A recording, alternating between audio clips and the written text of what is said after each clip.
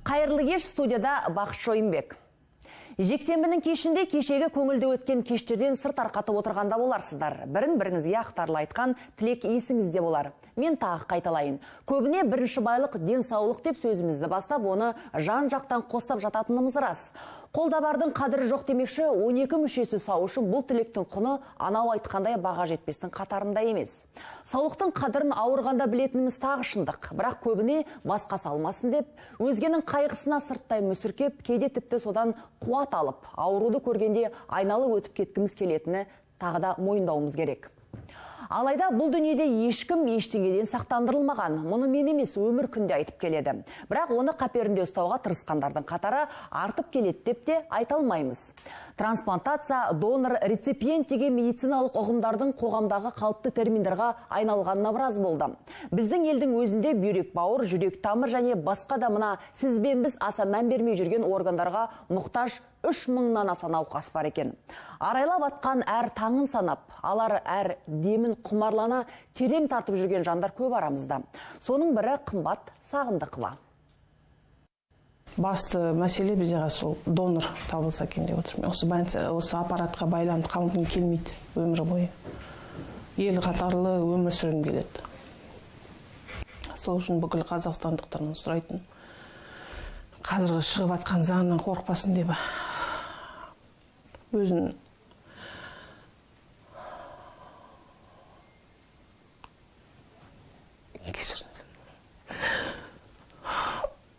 өздерін қолдан қойсын тірі кезінде ағзаларын біз сияқты адамдарға аямасын деп айтамын, мен басқаша қалай айтуға болады. Иә, қымбат Сағындықова ел қатарлы ойнап күліп жүріп тұрғысы келеді. Бар тілегі тек осы. 35 жастағы қымбаттың қос бүйрегінің жұмысы бұрыс. Бойдағы қанды тазартатын маңызды органның қызметін аппарат атқарып келеді. Аптасына 3 мәрте гемодиализден өтеді. Оның бір процедурасының өзін өткізгені бір операцияға теңеледі. Неге десек, 4 сағаттың ішінде бүкіл ағзаның қан тамырын қанын тазартқанда әртүрлі ағзада өзгерістер өтеді. Яғни ол біріншіден айтайық, қан қысымы әртүрлі болуы мүмкін. Бірде көтеріліп кетеді, бірде төмен түсіп кетеді. Соған байланысты науқастың жағдайы нашарлап кетуі мүмкін. Бұдан басқа ем болмағандықтан, шара болмағандықтан осындай еммен құрылғымен ол адамдардың өмірін біз созамыз, тазалап, қан тазалап, емдеп. Қымбат Сағындықова 7 жылдан бері донордың кезегінде тұр. Жалғыз емес, тек Павлодар облысының өзінде бүйректі ауадай қажет еткен 300-ге тарта науқас бар. Өкінішті, бірақ оның қатары артпаса кеміген емес. Өйткені донор жоқ. Бұл аз болғандай, бар бүйректің өзін бергіміз келмейді. Әңгіменің төркіні оқыста опат болғандардың туған туысқандарында болып тұр. Себебі 2009 жылдан бері әрбір қазақстандық потенциалды донор егер көзі тірісінде өз еркімен өзгеге көмектесуден бас тартпаса. Трансплантация бойынша бұл әрине тек қана осы заң мәселе емес, тек қана медициналық технология мәселе емес, ол үлкен этикалық мәселе. Әрбір мемлекет өзінің дәстүрі бойынша, өзінің тарихы бойынша ол мәселені шешу қажет. Өзінің дайындығы бойынша. Сонымен біз осы мәселені ескере отырып, қазіргі заңның жобасында кейбір өзгерістер енгіздік. Ол ең бір маңызды мәселе, ол жаңағы қайтыс болған адам, мүмкіндік донор болатын адамның біздің базаларда өзінің пікірін білдірген бойынша ақпарат болмаса, өзінің ойы белгісіз болмаса, сол кезде осы адамның туыстары өзінің келісімін береді. Тек қана сол кезде бұл адам донор болуға мүмкін. Келісім бермесе, донор болмайды. Халық денсаулығы және денсаулық сақтау жүйесі кодексіне өзгерту енгізілді, деді министр мырза. Бұл құжат қоғамда қызу талқыланды. Оның негізгісі қайтқан адамның жақын жуығы қарсы болмаса, сүйектегі органдар донор болады. Түсініктемеде айтылғандай, бұдан былай әр адам денсаулық паспортында донор болуға келісетінін, не келіспейтінін көзі тірісінде айтып кетуі керек. Демек, бұған дейін айналып өткен тақырыпты енді арамызда ашық талқылап, етімізді үйрете бергеніміз абзал болар. Трансплантация ол заңның нормасы ғана емес, ол медициналық түсінік, технология және де этикалық мәселе деді денсаулық сақтау министрі Елжан Біртанов кезекті қойылған сұраққа жауап берем. Ол түсінікті де біздің жағдайда донор мәселесі ұлттық дәстүр тұрғысынан шешілуі дұрыс-ақ, тек заңмен реттелуі тиіс проблемаға айналып барады. Бұл ретте донор алу жайын республикалық трансплантация орталығының басшысы білікті дәрігер Жақсылық Досқалиевпен талқылауды жөндеп таптық. Жақсылық Ақмырзаұлы, студиямызға қош келдіңіз. Саламатсыз ба? Осы аптада енді парламентте қазір кодекстің жаңа нұсқасы талқыланып жатыр. Жаңағыдай қоғамда қызу талқылауға түскен нормалардың бірі жаңағы трансплантацияға байланысты. Мәселен, енді қазір білуімізше 2009 жылдан бастап презумпция келісім нормасы жұмыс істейді. Демек, сіз Құдай сақтасын, бәз біреуіміз алда-жалда қайтып кетсек, біздің кәдімгідей біз потенциалды донорымыз. Бірақ бұл жағдайға біздің қоғамның да қазір енді тең жартысы демек, одан да көбісі қарсылық танытып жатыр. Осыған байланысты жаңағы қайтыс болған балалардың ата-анасына келісімін беру-бермеу жағдайын қарастырып жатыр кодексте. Соған қалай қарайсыз өзіңіз? Біздің елде бір түсінбейтін нәрсе бар. Біздің халықта жалпы біз донорлыққа қарсымыз ғой. Донорлыққа жақын. Бұлай, мен сізге бір нәрсені айтайын. Донорлыққа мұқтаж болып отырған бүгінгі таңда 3114 адам. Түсіндіңіз бе? Оның ішінде 2600 адамы ол мынау бүйрекке тәуелді. 300-дей адамы бауырға тәуелді. Ал енді 122 адам ол жүрекке тәуелді. 8 адам өкпеге тәуелді. Түсіндіңіз бе? Мен сізге бір елдің жаңағы несін мысалға келтірейін. Иран. Иран енді ислам мемлекеті ғой. Сонда Аятолла Хамини өзі айтқан бүкіл сол Ирандағы халыққа үндеу жасаған. Мінеки қайтыс болғаннан кейін ағзаларыңды өздеріңіздің жаңағы жақындарыңызға, мынау біздің ирандық азаматтарға бергендеріңіз жөн деп. Мынау біздің ислам жаңағы дін жағынан, олар енді бір фетва дейді орысша, бір жаңағы несте қабылдаған. Енді заң ба, заң емес пе, мен білмеймін, енді ислам жаңағы діни тілде. Адам қайтқаннан кейін оның ағзасын алуға болады деген. Демек, дін жағынан ешқандай қарсылық жоқ. Бірақ бұл мәселенің басқа бір жағы бар. Біздің Қазақстан дамып келе жатырмыз, бірақ ол деңгейге жетпесек те, жаңағы донорлық мәселесіне келгенде сатушылар көп. Сондай кейстер дейді ғой, фактының көп болғандықтан да қоғамдағы адамдар шошынып қалған ба деп ойлаймын да, мен қорқып. Сізге бір нәрсені айтайын. Ол жаңағы бізде заңда көрсетілген. Ағзаны сатуға да болмайды, сатып алуға да болмайды деп. Бірақ біздің елде ондай фактылар бар. Өкінішке қарай. Сотталғандары да бар. Осыдан 2 жыл бұрын Алматыда деп айтайық, бір адам өзінің ағзасын сатады, басқа адамға, енді ол болған жағдай айтуға болады да, сатады да, және де анау сатқан адам ешкімге айтпайды, үйіне де айтпайды, ал нотариальный қағаз береді, мен әншейін беріп жатырмын деп, бірақ ол адам өліп кетеді. Зерттеп келіп қарағанда, ол оказывается өзінің бүйрегін сатқан. Енді ол зерттелген нәрсе ғой. Ал соның бүйрегін алған адам, анау қайтыс болып кетті ғой. Бүйрегін алған адам сотталды. Демек, қоғам болғаннан кейін кейбіреулері сол оңай пайда тапқысы келеді. Мен айтайын, мысалы, адамның ағзасы бір-біріне келу үшін, оны зерттеуден өтеді. Мен донор болам дегеннің бәрі де бола алмайды. Келе бермейді ғой, Тіптен майыттың ішінен 30% ғана донор бола алады. Ең төмен екен. Одан артық емес, өйткені ол барлығында алып, жаңағы мен болам дегеннің бәрі де донор бола алмайды. Ол бір жағдай. Екінші жағдай, мысалы, заңмен бекітілді ғой, реклама да болмайды деген. Мен ойлаймын, мына біздің құқық қорғау органдары осыны қолға алып, реклама берген сайттарды жабу керек, мыналарың не сенің деп. Бірақ ол жабылмағаннан кейін өзінен өзі осы мен сатам, мен сөйтем, мен бүйтем деп жаңағы керек емес нәрселерді жасалынады. Біздің ел қазақстандықтардың бір екі керемет қасиеті бар. Жанашырлық бірінші. Екінші қол ұшын беретін адамбыз, халықпыз біз. Жанашырлығымыз жаңағыдай, қол ұшын беру қасиетіміз неге донорлық мәселесіне келген кезде? Енді мен жаңағы айтып отырмын, біздің сіздің мысалы бұқаралық ақпарат құралдарын және біз дәрігерлер сол елге түсіндіріп айтуымыз керек. Органда алатын дәрігерлер басқа, оны пересадка жасайтын дәрігерлер басқа. Ол органды рецепиентпен бір-біріне сәйкес келтіретін адам емес, компьютер, машина. Мына дәрігерлердің обалына қалу керек емес. Дәрігерлер рас трансплантация жасайды, әкелген органды. Бір топ дәрігерлер анау ағзаны алуға соған самолетпен ұшып барады. Жаңа өзіңіз айтпақшы, мәйіттердің тек 30% ғана жарамды дедіңіз ғой донорлыққа. Сонда оның мәселен жарамды жарамсызын қай уақытта білесіздер? Жарамсыз болса обал жасамаймыз ба деген сұрақ туындайды да мәйітке. Мәйітті 6 сағатта белгілі болады. 2 нәрседе мәйіттен орган алынады. Ол бірінші жол апатына ұшырағанда, әсіресе ми жарақаты болғанда, ол бір. Екінші миға қан құйылған кезде.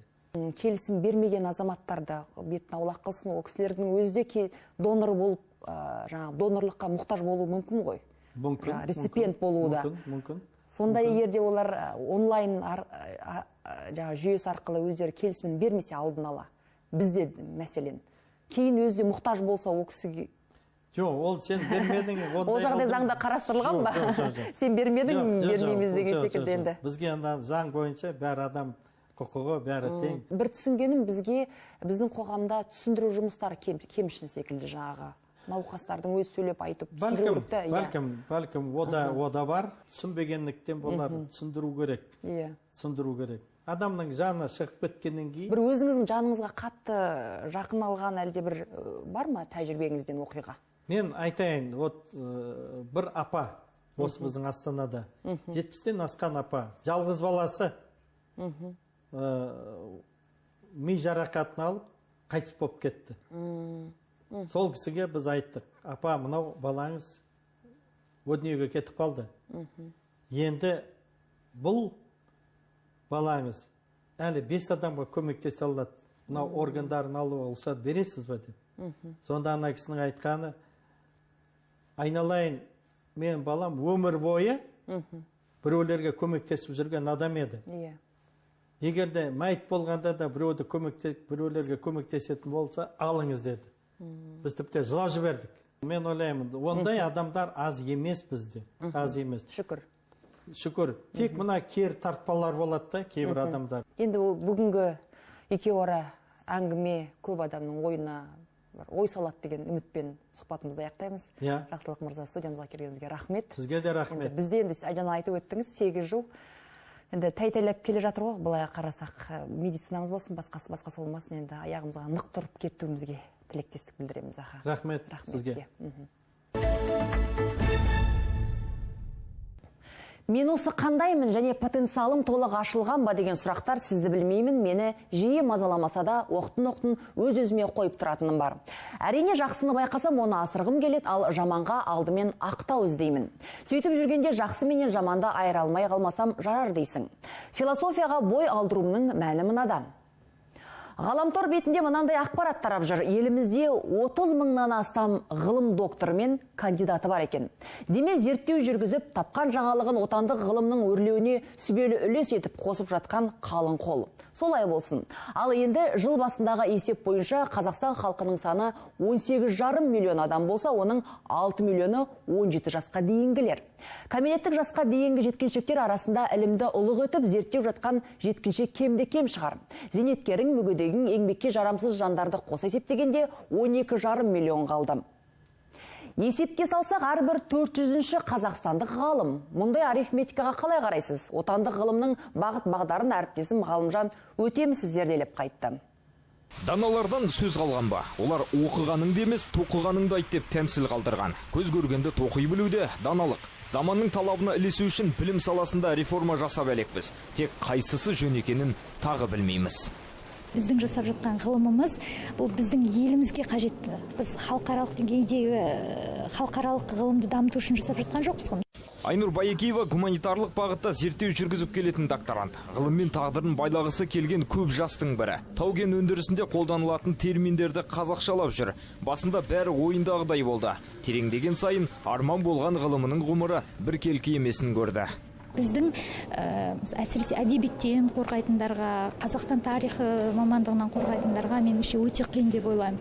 Себебі олардың жасап жатқан жаңалықтары біз үшін керек дүниелеріміз халықаралық деңгейде аса керек болмауы мүмкін. Бір ғана Еуразия ұлттық университетінде 34 мамандық бойынша 21 диссертациялық кеңес бар екен. Жылына қаншама ғалымды қорғатып, ұшыртып жатыр десеңізші. Тас лақтырсаң ғалымға тиеді деген қисық пайымда осыдан кейін келекедей айтылып жүрсе керек. Бірақ бұл сөзге ғылымның жілігін мүжіп жүрген шынайы ғалымдар қарсы.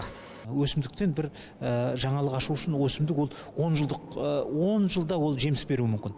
Соның ана ғалым соның 10 жылдық өсімін байқап отыру керек. Кейбір басқа да өте нәзік салалар бар. Осы салада мысалы олардың артын соңынан келетін ғалымдар кім болады деп. Ал енді осы бағыттан келген кезде проблема бар деп есептеймін. Біз маманның көптігінен емес, маманның сапалығынан соған күресуіміз керек. Академиялық ортаны жақсарту үшін тағы бір реформа жасалды. Министрлік ғылыми кадрларды даярлау және диссертация қорғаудың жаңа талаптарын енгізді. Білім және ғылым министрлігінің 127-ші бұйрығына сәйкес докторантқа қорғауға шығу үшін міндетті түрде 7 мақала жариялау қажет. Нәтижесінде басты назар тек сандық көрсеткішке аударылып, мақалалар сапасы күмәнді журналдарда жариялана бастайды. Кейін ғалымдарымыздың мақалалары халықаралық базалардан шығарылған белгісіз бір журналда басылып шыққанда таң қалып жатамыз. Әлбетте, қалыптасқан бұл дәстүрді өзгерту керек. Әлеуметтік желіде жазба қалдырған Аймағамбетов мырза әлсіз журналдарда жариялағанша беделді басылыммен жұмыс істеген дұрысырақ деп ойын жалғайды. Министрмен кім дауласыпты? Айтуы жөн, ізденуші үшін шетелдік басылымда 3 мақаланың шығуы міндет. Тек ол қандай басылым екенінде шаруамыз жоқ. Әйтеуір шықса болды деп мәзбіз. Ізденуші жетектейтін жетекшінің өзінің де беделді басылымда мақаласы жария болғаны жөн. Әйтпесе, оның кім екенін қалай білгендейміз.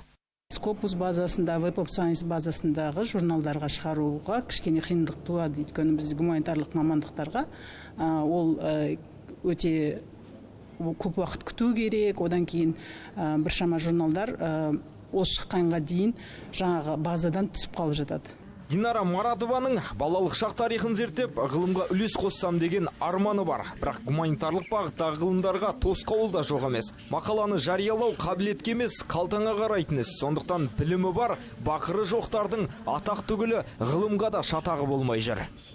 Ғылыми жұмыс жөнінде өтінетін студенттеріміз бар. Бірақ олар шамамен айына 2-3 студенттен деп айтсақ болады. Және ол жұмыстың көлеміне, объемына байланысты. Шамамен теңгеден 60 мыңнан 90 мың теңгеге дейін. Алдымен түсірілімге келісіп, артынша ол ойынан айнып қалған орталықтың маманы сұраныс барын айтты. Бакалаврлық, магистрлік жұмыстар дерсіз ба? 400-500 беттік докторлық еңбекке де тапсырыс беретіндер де табылады екен. Америка, Жапония және Колумбия сияқты елдерде басылымға емес, жұмыстың сапалы болуына көп көңіл бөледі. Яғни практикада қолдануға басымдық береді. Ал бізде керісінше, осыны жоймайынша біздің ғылым артта қала беретін сыңайлы. 20 ғасырдың орта шенінде білімді адамның айнасы диплом еді. Диплом болса, білімді зеректе бұқтық. Қазір қайдам? Табақтай дипломы бола тұра, екі сөздің басын әрең құрайтын ғалым сымақтарды көріп, бір ғынжыламыз. Олар бар, олар біздің ортада. Ең бастысы атағы бар. Шын ғалым жігіттердің көбісі бай емес, көбінесе қаламына ғана сүйеніп қалған адамдарға ол әжептәуір ауыр тиеді.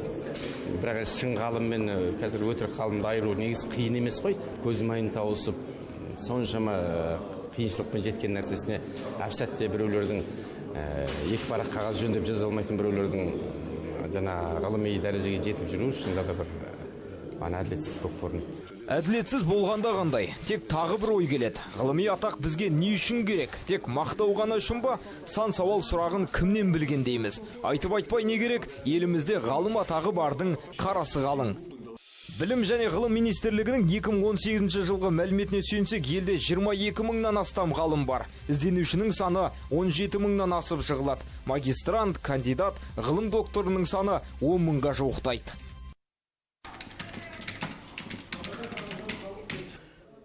Отандық ғылыми ортаның бет-бейнесін білмек болып, құзырлы ведомствоға ресми хат жолдадық. Қанша ғалым, қанша ізденуші барын, олардың қайсысының еңбегі өндіріске барғанын білмек болдық. Ниетіміз түзу еді. Әйтсе де 4-5 күнді араға салып, министрліктен қысқа ғана SMS хабарлама түсті. Тек сандарда сәйкестік жоқ.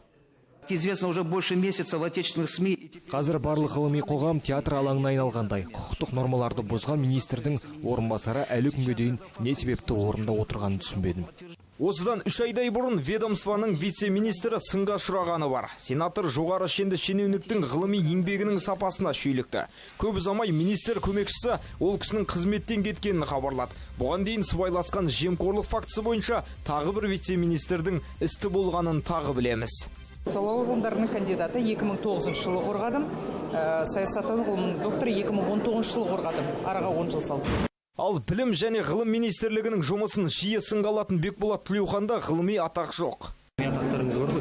Жоқ, мен ғылыми доцент, профессор, доцент, кандидат қорғаған жоқпын. Ұлттық мазмұны бар. Ұлттық мазмұн деген сөз қазақ тілі, қазақ тарихы деген секілді ұлттық мазмұны бар ғылымдарға басқаша өлшем қою керек.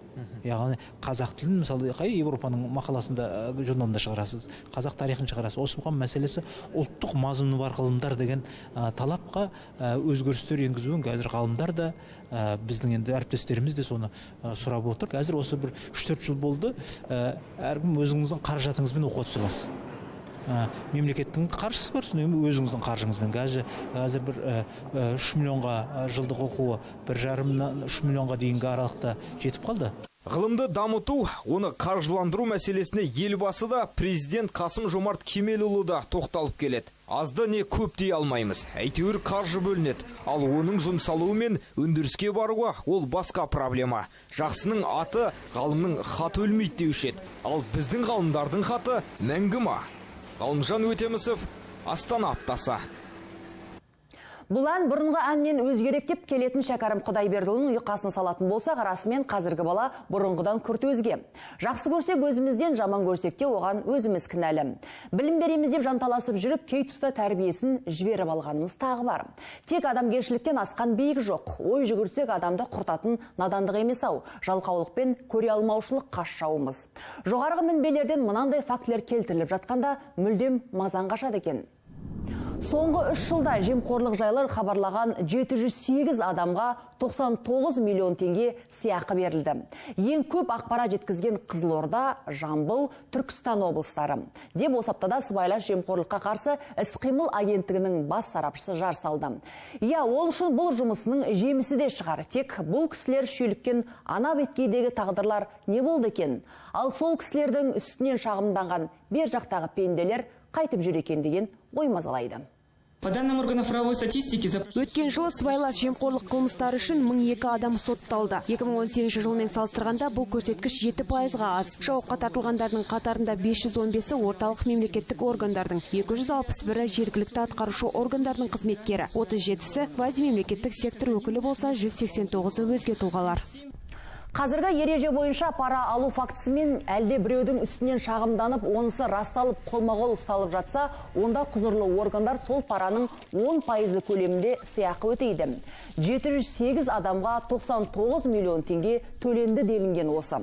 Енді сол 99 миллион теңгені 708 адамға бөлсеңіз, әр қайсысы 1 миллион 400 мың теңгеден алған екен. Бұл тағайындалған орташа сыйақы мөлшері. Біреулердің қалтасына күмпетіп миллиондарда түскен болар. Өзгенің ақшасын санағаннан аулақпыз әрине. Әйтсе де қыруар қаржы үшін жалған сөйлегендерде жүруі мүмкін ғой деген күдік ұялайды. по уголовному кодексу. Өтірік жала жабылса, қылмыстық кодекс бойынша 3 жылдан 8 жылға дейін бас бостандығынан айыру жазасы қарастырылған. Ал әкімшілік кодекске сүйенсек, ескертпе түрінде азаматқа 20 айлық есептік көрсеткіш көлемінде айыппұл салынады. Жаланың наласына үркісе жақсы, бірақ қайдам жеңіл ақшаға құмармыз. Өтірік айтып, жала жауып, артынша бар байлығын талан-таражға да салған қазақтың теріс мінезін қайта оятып алмаймыз ба деп қорқам. Әйтпесе, қинамайды абақтыға жапқаны, қиын емес дарғасқаны атқаны. Маған ауыр осылардың бәрінен өз ауылымның иттері үріп қапқаны деп Ахметтер зар еңіреп кетермеді. Жеңіл ақшаның жолында есімізден айырыла жаздайтынымыздың тағы бір айғағы. Ақтөбеде Ресейден келген 2 адам құйтырқы ойын ойнатады. Қажылық пирамида дегенді естіген боларсыздар. Қаламаса көпшілікте қатарға қосылмас еді. Тек айналдырған 1-2 жылда алаяқтардың алдауына 10 мың адам ілініп қалды. Араларында несие алып, ақша салған зейнеткерлер де бар. Кеңес заманында жерде көлденеңнен шеге тауып ала алмаған аға буын оңай ақшаның дәмін қайдан сезіп үлгерді. Жоқ, алдамшы көңіл қайта адастырды ма? Сұрақ көп, ең негізгісі сан соғып қалған мыңдаған адамның қаражатын кім қайтарып береді? Біз осы жеңіл ақшаға неге құмармыз? Және мавродилердің арбауына неге түсіп қала береміз? Асылбек Данияр сауалдарға жауап іздеп, бір қазақтың болса да көзін ашуға ықпал етуге тырысты. Алданып қалады деп ойламады ғой, енді пирамида деп ойламадық. Ақтөбелік Жұмагүл Меңдіғалиева сан соғып қалған көптің бірі. Ағадал маңдай термен тапқан табысын біреуге беріп, алданып отыр. Жеңіл ақша таба қояйын деген көңілі алдап кетті. Туыстарым бар, енді қаншама бар адам. Ең аз салған адам осы жерде 300-ден. Одан төменде миллионы бар, 5 миллионы бар. Енді халықтың 80% салынып болды. Ақтөбенің 80% салынып болды. Қалың ел бәріне ортақ 1 мың бар. Саған ақшаларын қайтарып алу қажет. Талаптармен сол көпшілік сенген серіктестерінің мекемесіне қарай жол тартты. Тек есік жабық, ішінде жан жоқ. Қаншама адам ақшасын қайтсын, қайтарсын ақшаларын. Алаяқ компанияның құрығына ілінген Нұрадин Ниязов несие алып 300 мың теңге салған. Ол оңай табысқа қол жеткізу үшін өзінің жора жолдастары мен туыстарын да шақырған. Ойланбай әрекет еткен салымшы құрғақ сөзге алданып тақырға отырған. 68 мың теңге айлық аламын мен. Ол мені оны жабуға уже 1 жыл, 1,5 жыл уақытым кетеді. Мен қарап отырмын, енді бұларды ананың үстін арыз жаза соттатайық дейді да. Мен оны соттатқанда не істеймін? Маған ақшасын бермейді олар. Соттаған адам сотталып кетеді ғой. Оны неге мына халықтың алдына әкеліп, я телевизия өздері неге бермейді? Біз мына адамды ұстадық, бұлар сенімен сөйлесіп халыққа қайтарды деп атса ақшасын. Мен олардан соттатпаймын да, керегі жоқ ол маған. Ақтөбеліктер бұл компанияның иесі ресейліктер десті. Алданған ел құқық қорғау органдарының көмегіне жүгінді. Алаяқтыққа барды деген күдікпен Ресейдің 2 азаматы қамауға алынды. Бұл шара айғақ заттарды тәркілеу нәтижесінде жасалған. Қазақстан Республикасы қылмыстық кодексінің 217 бабымен тергеу әрекеттері жүргізілуде. Біріншіден жаңа түсіндіріп кеткені, ең бірінші келісімшарт. Сіздер отырған кезде ешқандай құқықтық азаматтық кодекс нелеріне сәйкес келмейді талаптарына. Бірінші сұрағы да жаңа түсіндіріп кеткен сіздерге сол кезде мұқият қарау керек еді деді. Екінші, кешіктіріліп неге басталды бұл нәрсе? Тіркелген кезде бұл қарапайым фирма кәдімгі шаруашылық жүргізуінде кәсіпкерлік жүргізу мақсатындағы ретінде ашылған фирма. Қалтадан қағылған халық бірінші кезекте әкімдіктің есігін тоздырған. Компанияға салған қаржыны қайтаруға көмектесуін сұрапты. Біздер қазір ештеңе істей алмаймыз, бұл соттың шешімі шықпай. Соттың шешімі шыққаннан кейін, үкім шыққаннан кейін, уже қанша қаржысы бар, депозитке салған. Сол қаржыларын енді өздері соттың шешімімен қарайды. Қазір ол акиматқа барамыз, әкімнің алдына барамыз дегенмен, әкім не істейді? Әкім жетектеп барып, сіздерге ақшаларын сал деп ешкім айтқан жоқ. Мысалға, сұраған жоқсыңдар ол уақытта. Мынау заңды ма, заңсыз ба деп. Енді біреу, екеу, 3 адам қателессе мүмкін үндемес. Мыңдаған адам қателесу деген енді. Салымшылардың компания жұмысын тоқтатуға келгенде пікірлері қақ бөлінді. Ақшалары бір сәтте көбейе салады деп келте ойлағандар мәселенің байыбына барғанда бармақтарын тістеп қалды. Ал компанияға бірнеше рет салым салып, қаражатын қайтарып алғандар қаржы пирамидасы жұмысын жалғастырсын дейді. Сірә табысы да молынан болған. Жұрт соның бәріне мәз болып, енді жағдайлары көтеріліп батқан кезде келіп жауып тастап себебін білмеймін. 2 жылдан бері алып келатырмын, я. Құдайға шүкір. Ешқандай мені қоятын талап арызым жоқ. Егер голд істеген кезде, тап бүгін мен алатын едім міне. Менің бүгін алатын күнім еді. Голд аш тұрған кезде. Оның алдында мен салып, алып жүрдім. салған күні келем, мысалы 16 январ күні келдім, тап-таза сол күні ең соңғы тиыныма шейін санап тұрып берді. Енді қазір шағымыңыз қандай? Менің шағым тек қана осы голдты жұмыс істетсе екен деймін. Ұлымды, қызымды, ұлымның достарының барлығын компанияға шақырдым. Жұрт қатарлы байығымыз келді. Бұл жасы 60-қа таяған болған апайдың пайымы. 20-ға жуық адамды қаржы пирамидасының өкілі болуға шақырған. Алдында қызым алды, салды, алды, үлкен ұлым салды, алды. Енді адам деген жаңа көтеттерімізден құтыламыз деп салып отырмыз ғой. Енді міне соңында мынадай жағдайға алып келді. Жаңа 5-ші қамалсын дейді. Біз айтамыз, оны не деп қамаймыз, біздің ақшамызды беріп тұр. Мынау жақсы өсіп тұр, енді оны неге қамайды? Халықтың жағдайын жасап берген. Біреуге мал қайғы, біреуге жан қайғы демекші, жеңіл ақшаға құмартқан халықтың көңілі алаңда. Сырттан келетін алаяқтардың ұтатын жері де осы. Атауы ғана өзге, жүйесі бір. Қабылдаған заңның талабы болу керек қой. Қазір ол тоқтамайтын болса, сондықтан да талап қойып, оны сұраныс тауып, орындалуын талап ету керек деп ойлаймын. Бүгінде алаяқтардың жолын кесер заң бар. Әрекеттері әшкереленсе, қылмыстық жауапкершілікке тартылады. Тек оны ұққан кім бар? Өзі ойлану керек. Бұл ескертіліпті айтып жатыр. Бұл құқық қорғау органдарынан жаңағы осындай фактілер шығып жатқаны, сотталып жатқаны белгілі болып отыр. Соған қарамай, халқымыз кейде сондай оңай жолды іздеп кететіні бар. Мен ескерткен болар едім. Бұл жерден осы ол жаңағы жоғарғы табыс беретін сондай қаржылық ұйымдар дегені оның барлығы өтірік. Тек Ақтөбенің өзінде қулардың құрығына 10 мыңнан астам адам түскен. Бұл шағымдана келгендері. Ал басында сол ресейліктерге қолдау көрсетіп, бізде тарап кетуіне себепші болған ішіміздегі көмекшілері тағы бар. Бүгін банктен басқа ештеңеге сенуге болмайды. Ал қаржылық мынандай тез байым 50% пайда береді, немесе 2 есе үстеме болады екен деген, бұның бәрі алдамшы, бұл алаяқтық жол, бұған ешқашанда сенуге болмайды. Бұл проблема тек батыстағы ағайынның ғана бас ауруы емес. Әбден халықтың сеніміне еніп алған бұл компания өзінің шағын филиалдарын өзге де өңірлерде ашып үлгерген. Мына әуесқой түсірілімде Түркістан облысы Жетісай қаласындағы филиалдарын ашылу салтанатын көруге болады. Арадан көп уақыт өтпей-ақ 200-ден астам тұрғын өткінші өтірікшілерге ұрынғанын айтып шағымдана келді.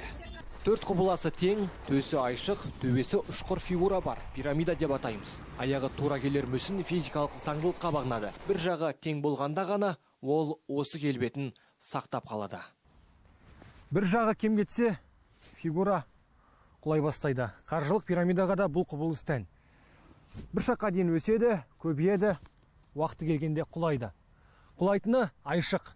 Сонда ғана күлкі қымбат, ойын арзан екенін түсінесіз. Асылбек Таняр, Бақыт Рахметова, Астана аптасы. Өткен апта бойы қазақ ортасы қордай деп шуласты. Ресми, бейресми ғаламтор бетінде ақпараттар әлі де ойды сансаққа жүгіртеді. Қайсына сенеріңді де білмейсің. Тұрмыстық түсінбеушіліктен өршіген шиеленістің соққысы қатты болды. Қордай ауданына қарасты 3-4 ауылдың бүгінгі келбеті мәз емес. 10 адамның өмірін жалмаған төбелестен 185 тұрғын жарақат алды. Олардың 170-і медициналық көмек сұрап барды. 34-і ауруханада. Одан бөлек материалдық шығынның да көлемі аз емес. 39 тұрғын үй, 20 аудан саны, 47 көлік өртке оранған. Көңілге қаяу түсіретіні әдеттегідей Қордай трагедиясы да сол аймақта жылдар бойы қордаланған, көре, біле тұра, елеусіз жатқан көп әлеуметтік проблеманың бетін ашты. Айтылған дүниелер жаңалық емес әрине, оның жоғарғы мінберден қайта айтылғаны жақсылық деп топшыладық. Буквально на днях мы определим сумму ущерба и будет внесено предложение правительству. Өткен аптағана премьер-министрдің орынбасары болып отырған Бердібек Мәшбекұлы көзді ашып жұмғанша Жамбыл өңіріне басшы болып тағайындалды. Қордайдағы қақтығыс болған күні ертесінде жағдайды реттеу үшін алғашқы болып жеткенде өзі еді. Президент Қасым-Жомарт Кемелұлының тапсырмасымен енді Жамбыл облысына әкім бәрін орнына ойластыратында өзі болды. Мемлекет басшысының тапсырмасына сәйкес мен осы Жамбыл облысы Қордай ауданындағы болған жағдайға байланысты құрылған комиссияның төрағасы болып қалам. Коронавирусқа байланысты енді оны үкіметтің басқа мүшелері басқаратын болады. Бердібек Сапарбаевтың ұйымдастырушылық, басқарушылық қабілеті бұрыннан аян дүние. 67 жастағы мемлекеттік қызметкерге ел енді кризис менеджер десті. Басқа тек Бердібек Мәшбекұлына қай теңеу айтсаңыз да жарасып ақ кетер. Осындай жағдайда облыстың әкімі ретінде жұмысты жалғастыруға мен өзімнің моральдық тұрғыдан өте ауыр деп есептедім. Сондықтан да осы жағдайда президентке өз еркімен отставкаға кету жөнінен міне шешімді қабылдадым. Жамбыл облысының жетекшілігінде болған Асқар Мырзахметов те азаматтық болмысынан тайған жоқ. Ақпанның 10 күні президент болған жағдайға орай Асқар Мырзахметовке облыс әкімінің орынбасары Сұлушаш Құрманбекованы, Қордай ауданының әкімі Болатбек Байтөлені, Жамбыл облысы полиция департаментінің бастығы Арман Оразалиевті және ауданның полиция бастығын қызметтен босатуды тапсырды. Мемлекет басшысының жүктегенін атқарған соң Асқар Исабекұлы да орын тағын босатты. Кетерінде сенім артқан президент пен халыққа алғысын білдірді. Департамента полиции Жамбылской области. Жамбыл облысының аймақтық бөлімшесімен 25 қылмыстық іс қозғалды. Қоғамдық тәртіпсіздікке қатысу, оны ұйымдастыру фактілері бойынша тергеу жүріп жатыр. Оның 6-сы бұзақылық, 3-і біреудің мүлкіне залал келтіру, 10 іс адам өлімі бойынша, 2 іс адам өміріне қастандық жасау фактілері бойынша қозғалды. Ақпанның 7 күні қоғамдық бұзақылыққа қатысы бар деген күдікпен 47 адам ұсталған болатын. Әйтсе де көп ұзамай олардың 44-і босатылды деген хабар тарады. Үкіметке келген ішкі істер министрлігінің өкілінен ақпарат құралдары әлі де қанша адам қамауда отырғанын сұрады. Проводятся неотложные следствия. Большое количество судебно-медицинских, судебно-криминалистических экспертиз проводится. Осмотр места происшествия. О количестве я вам еще раз говорю. Это данное следствие не подлежит сомнению. Тек тергеу департаментінің бастығы сол бойы тіс жармады. Ал Жамбыл облысындағы дүрбелеңнен кейін халықтың көпшілігі үйлеріне оралған. Десе де ауылдарды күштік құрылымдар бақылауда ұстап отыр. Олардың арасында да жарақат алғандары бар. Арнайы жасақ қызметкерлері жарақаттарына қарамастан жұмыста жүр. Бізге оқ жаудырып, оқ жарақаттарын алдық. Жалғыз біз ғана емес, полиция қызметкерлері 19 адам деп айтып жатыр. 19 адамға алғашқы көмек көрсетілді медициналық. Сол медициналық көмек көрсетілген кейін біз өзіміздің тікелей міндеттерімізге қайтадан оралдық. Қақтығыс кезінде Қырғызстанға шекері асып кеткендер қайтып келіп жатыр. Олар әлемде вирус таралып жатқандықтан дәрігерлердің бақылауына алынған. Қордай ауданы бойынша 40 мыңнан астам адам өткен екен. Соның ішінде температурасы бар қызуы көтерілген адамдар тіркелген жоқ. Егер де қызуы тіркелген жағдай болатын болса, оларды тез арада оқшаулап, өздерінің алгоритмі бойынша әр құзырлы мекеме өздері қызметін атқарады. Масаншы жастарының бірде-бірі кейінгі жылдары әскер қатарында болмаған. Мұны Қордайдағы оқиғаға байланысты құрылған арнайы үкіметтік комиссияның мүшесі мәжіліс депутаты Бақытбек Смағұл айтты. Жалпы Жамбыл облысы бойынша өзге ұлт өкілдері арасынан өткен жылы көктемде 13 адам ғана әскерге барыпты. Ал күзде шақырылғандардың ішінде 22 адам ғана әскерге жараған. Қалғандары белгісіз себептермен бой тасалаған. Депутат ел аумағы бойынша отан алдындағы борышын өтеп жүргендердің 1% ғана өзге ұлт өкілдерінен тұратынын айтты. Демек, бұл әскери комиссариаттардың құзыреті жоқ екенін көрсетеді деді. Бірінші мәселе ол жердегі жергілікті тұрғындар деді. Бұл жергілікті тұрғындардың ешқайсысы әскер қатарына бармайды. Сосын біз сұрап жатырмыз ғой, бардың ма? Өкінішке орай әскерге бармайды. Неліктен деген кезде бұл арада біздің өзіміздің военкоматтың да бұрынғы құзыреті жоқ. Енді шенеуніктер де волонтерлік қызмет атқаруға міндетті. Президент Қасым-Жомарт Тоқаев еріктілерге арналған фронт-офистің ашылу салтанатында осылай деді. Оның айтуынша елде игі іс жасайтындар аз. Сондай-ақ кәсіпкерлерді де сауабы мол іспен айналысуға шақырды. Волонтер Бірлікбай Ордабай 80 жаста. Зейнет жасындағы қария бұған дейін Теміртау қаласында металлург қызметін атқарып келген. Былтыр ауылындағы 100-ге жуық замандасымен бірігіп, күмістілер ұйымын құрыпты. Тек зейнеткерлерден құралған топ өздері сияқты қарттардың құқығын қорғаумен айналысады. Адамдардың, қарттарымыздың жағдайын ойлап, іс-шарамен айналысамыз. Негізгі біздің саламыз әлеуметтік сала. Егде жастағылардың өзі осындай игі іске жұмылдырылып жатқанда шенділер қайда қарап отыр. Президент Қасым-Жомарт Тоқаев оларды да міндеттеді. Өйткені елде қайырымдылық науқандарына атсалысатын волонтерлер некен саяқ. Мемлекет басшысы олардың саны 16 мыңға әзер жетеді деді. Оның айтуынша біреуге қол ұшын созып, қолдау көрсету қанымызға сіңген қасиет. Енді волонтерлік жұмыс еңбек өтілі болып есептеледі.